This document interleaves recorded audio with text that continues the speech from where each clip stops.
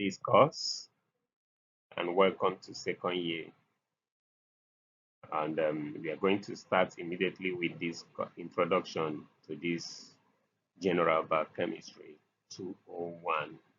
It is an introductory class.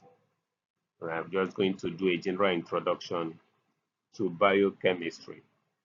I'm Dr. J, Department of Biochemistry, Faculty of Biological Science in Alex Ekwueme Federal University. So let's go, let's dive into it. Now, the objectives we are going to look at in this introduction is we are going to define biochemistry. We are going to look at a short review on the growth of biochemistry, and then we are going to look at the chemical characteristics of living things. And then I think this can do justice to just the brief introduction to the course. Now, let's define biochemistry in various ways. Biochemistry, we say, is the study of the chemical processes and molecular structure that occurs within a living organism. Okay, it is an interdisciplinary field that combines the knowledge and techniques of both chemistry and biology to understand the fundamental mechanism of life at the molecular level.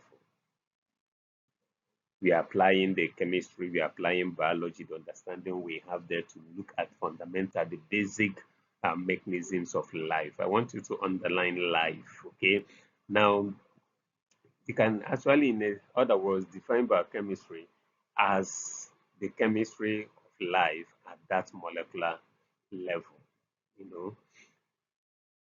Now, biochemists study the structure and the function of biological macromolecules such as protein, nucleic acids, that's RNA and DNA, carbohydrates and lipids, which are the building blocks of living cells.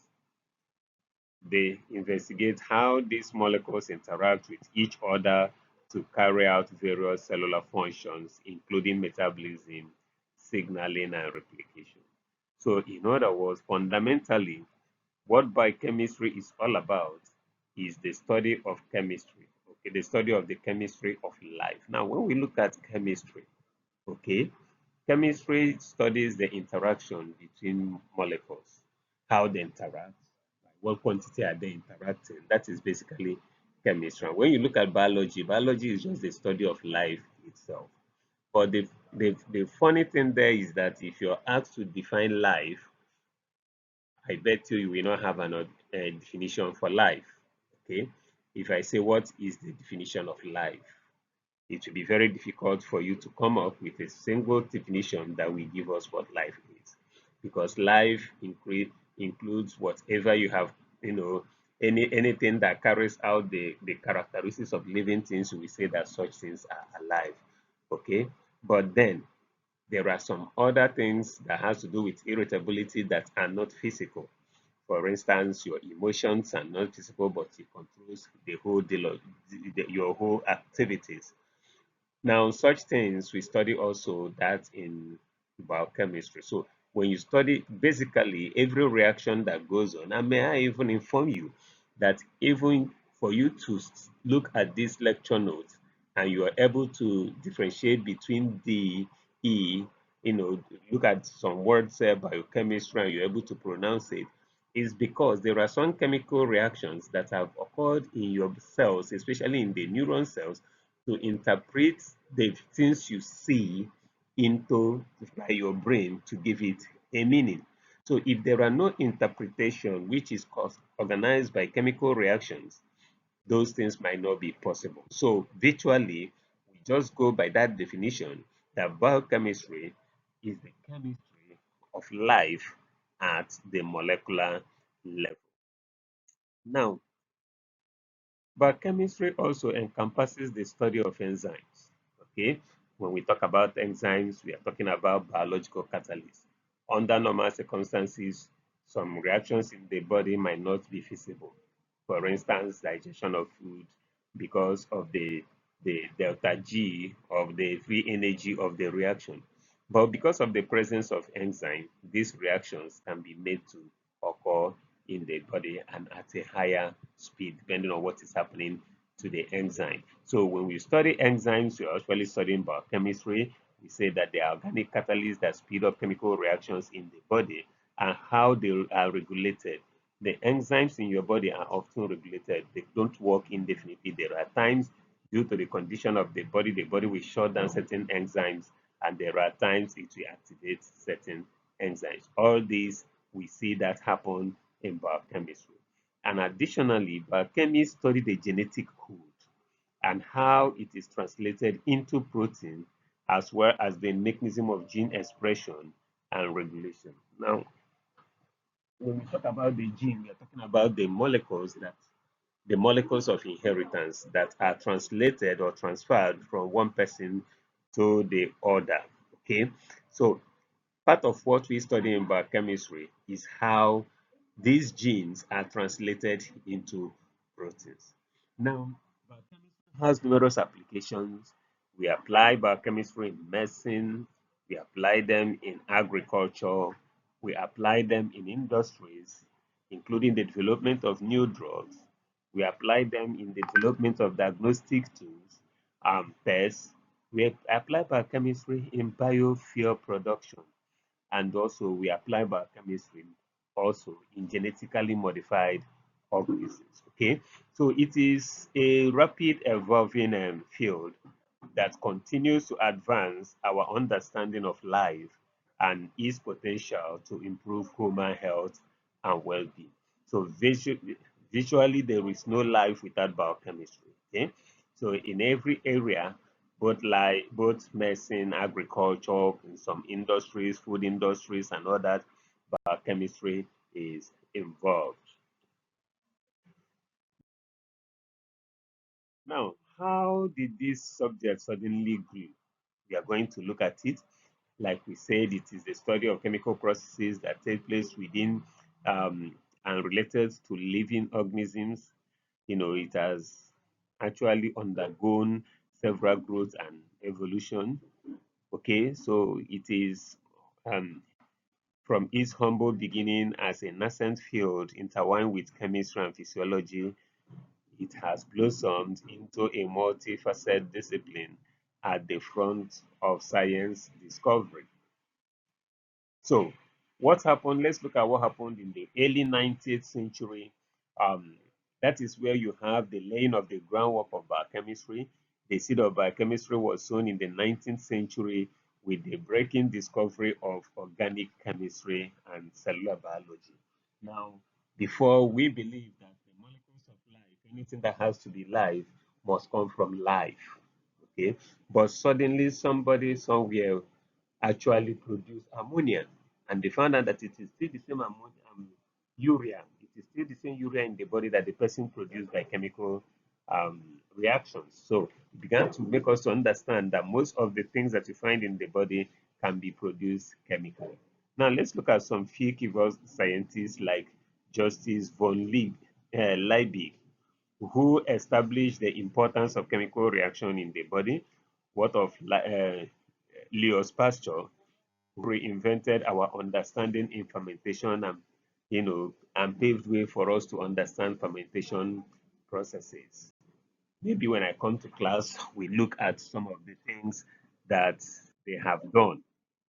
Now, so the focus is that in the earlier research, it focused on identifying and characterizing the basic building blocks of life, such as protein, carbohydrates, and lipids. So the birth of modern biochemistry in the early 20th century, there is, and that is when the biochemistry actually, was giving real birth to begin to hear about biochemistry.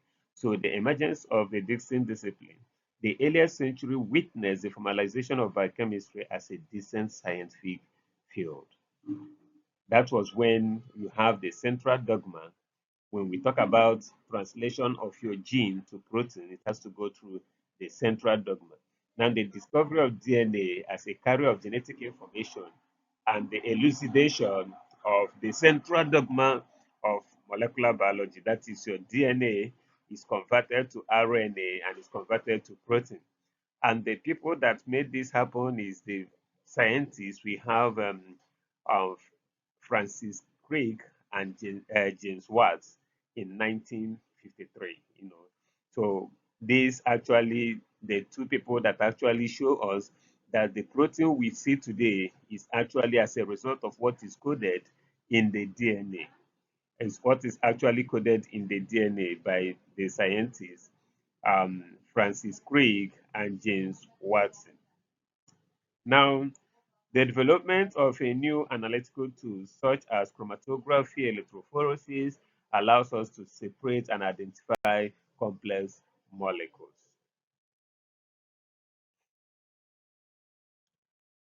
Now, after the 19th, 20th century, we have the golden age, which is at the mid of the 20th century. What happened is the unprecedented progress. The period saw an explosion of discoveries in various areas in biochemistry, including that is when we begin to look at enzyme kinetics, metabolic pathways, and protein structure.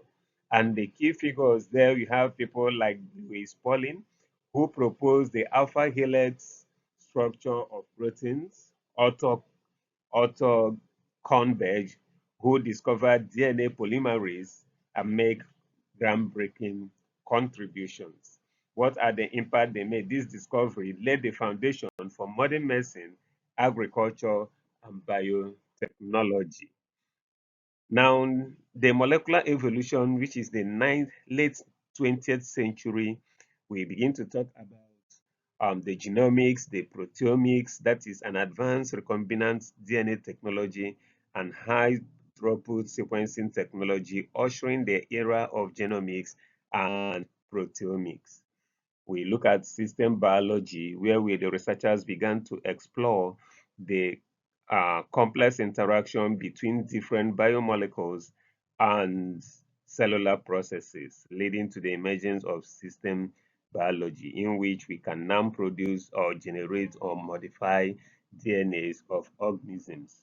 Now, the application is that this period witnessed the development of novel therapies for genetic diseases, personalized medicine, and advanced biomaterials. In other words, with the advance of genomics and proteomics, individuals can be treated based on the person rather than based on a group. Personalized medicine means you don't treat people, you treat somebody as a person based on the person's genetic makeup rather than just the general drugs, because treating somebody as a person will help reduce something like overdose to certain reaction, because two people are not the same. You treat them based on whatever they have. So there are advances also in biomaterials, which we discuss most of it in class. Now, what is the future of biochemistry in the 21st century? Where is biochemistry going? Now, there is this big data computational biochemistry.